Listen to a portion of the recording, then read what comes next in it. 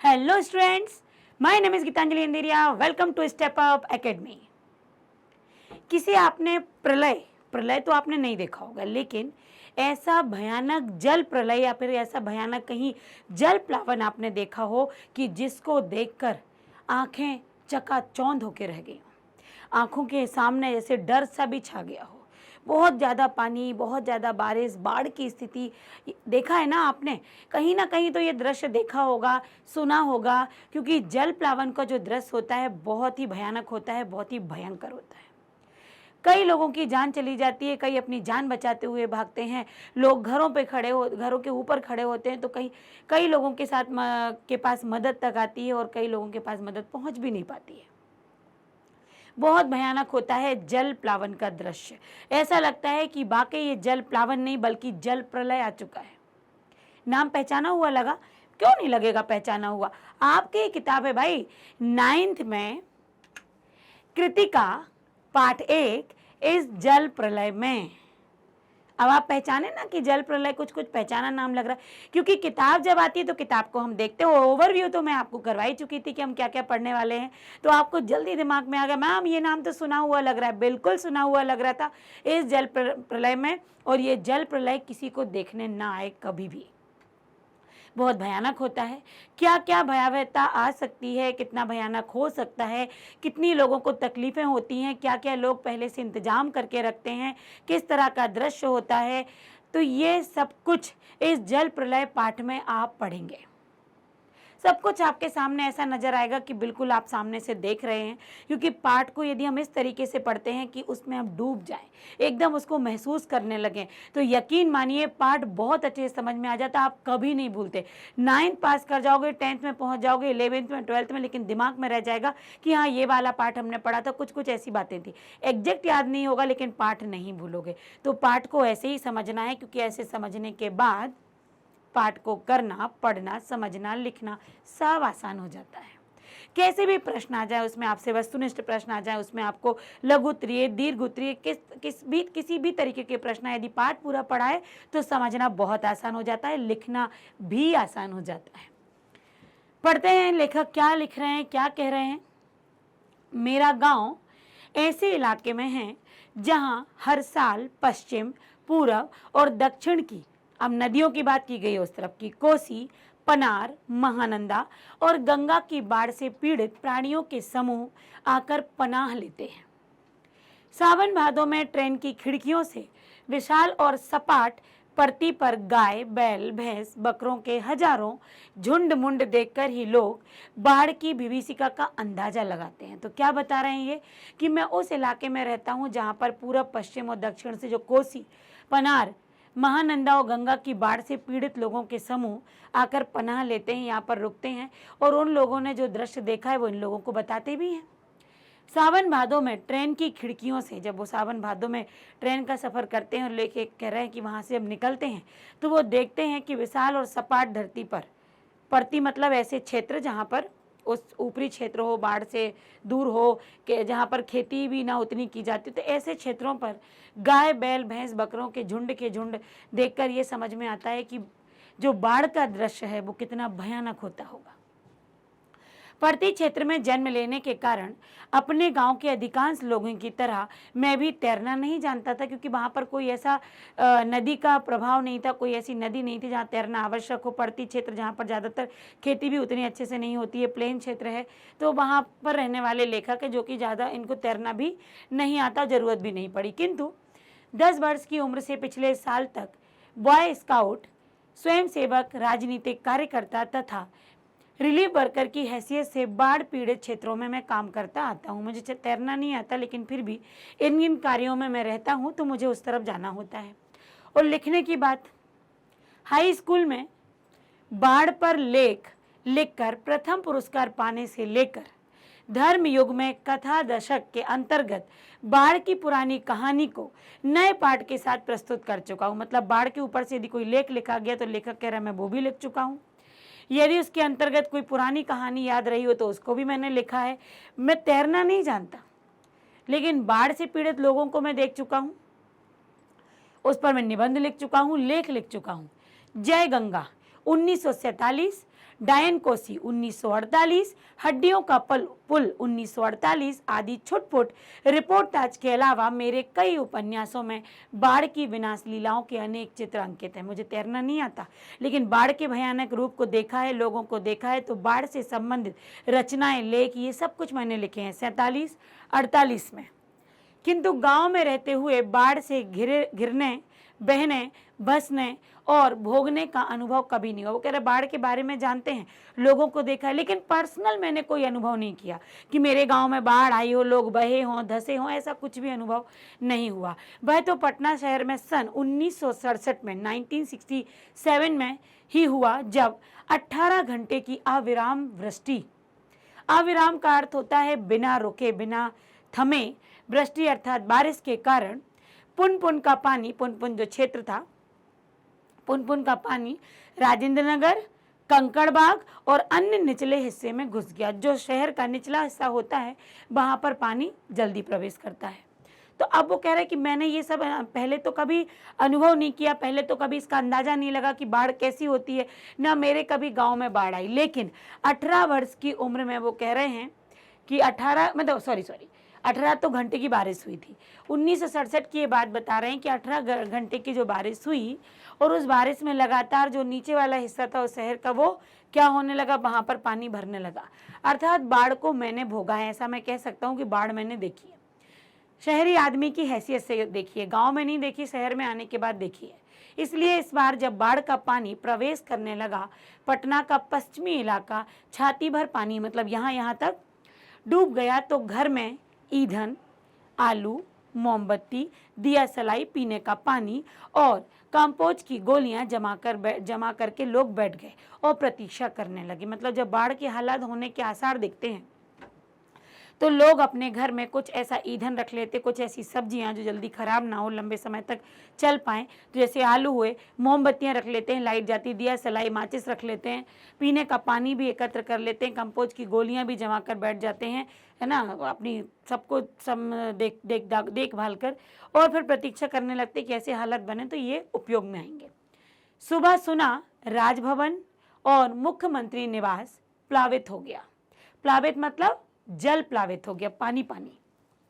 दोपहर में सूचना मिली गोलघर जल से घिर गया। अब जो गोलघर था उस एरिया का जैसा नाम, वो भी जल से घिर गया। ये सूचना बांग्ला में इस वाक्य से मिली थी, जानो गोलघर डूबे गेछे, मतलब जो बंगाली भाषा है उसमें इस तरीके से सूचना मिली थी। ऐसे अनाउंसमेंट ऐसा हुआ कि जान जाओ गोलघर डूबे गेछे, मतलब गोलघर डूब चुका है। और 5 बजे जब कॉफी हाउस जाने के लिए तथा शहर का हाल मालूम करने निकला तो रिक्शे वाले ने हंसकर कहा, क्या कह रहा देखो रिक्शा वाला, अब कहाँ जाइएगा, कॉफी हाउस में तो अबले पानी आ गया होगा। मतलब आप कॉफी हाउस में जाना चाहते हैं तो पानी तो वहां भी भर गया होगा, क्यों वहां जाना चाहते, लेकिन लेखक क्यों जा रहे थे, भैया पानी देखना तो है। जब बारिश होती है, तेज बारिश होती है, यहाँ वहाँ पानी भर जाता है, तो लोगों के अंदर उत्सुकता आती है कि देखना है पानी कैसा है, कहाँ तक भरा है, कितना डूबा है, क्या डूबा क्या बचा।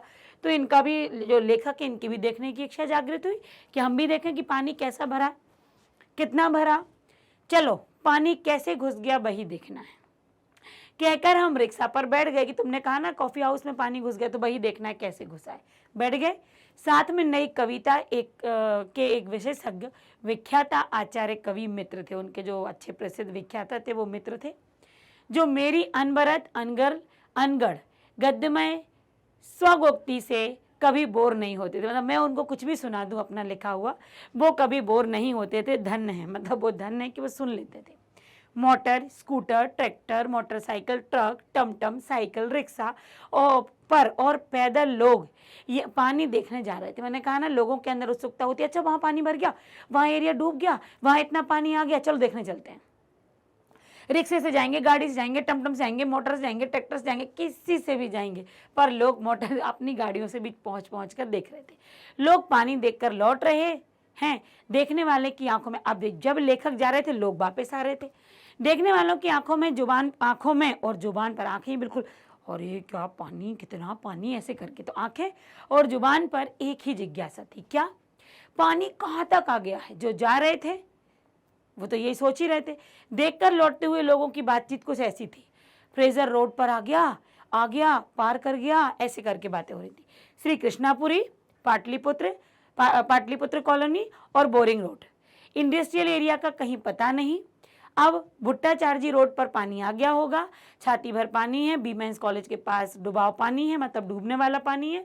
आ रहा है, आ गया है, घुस गया है, डूब गया, बह गया। बस यही आवाजें लोगों के मुख से सुनाई दे रही थी। तो अब लेखक को भी बड़ा उत्सुक हो रहा था जानने के लिए। ये होता है ना, पानी कहाँ भरा, इतना गिरा, क्या हुआ, कहाँ तक पानी पहुंचा, किस एरिया तक पहुंचा, उस एरिया का क्या हुआ, अभी और कहाँ आने वाला है। ये लाखों सवाल लोगों के दिमाग में घूमते हैं। अब लेखक कह रहे हैं, जब हम कॉफी हाउस के पास पहुंचे तो कॉफी हाउस उस समय तक बंद कर दिया, पानी भरने लगा था, बंद कर दिया। सड़क के किनारे एक मोटी डोरी की शक्ल में गेरुआ झाग फैन में उलझा पानी तेजी से सरकता रहा था। देखिए, जब बारिश होती है, नालों के पानी आते हैं, गंदी जगह के पानी आते हैं, कहीं पीला पानी दिखता है, कहीं काला पानी दिखता है, कहीं सफ़ेद भी दिखता है। तो पीला पानी बड़ा झाग बनाते हुए तेज रफ्तार में लेखक को दिख रहा था, दौड़ता चला आ रहा है। मैंने कहा, आचार्य जी जो मित्र थे, आगे जाने की जरूरत नहीं है, पानी बहुत तेज है। वो देखिए आ रहा है, मृत्यु का तरल दूत।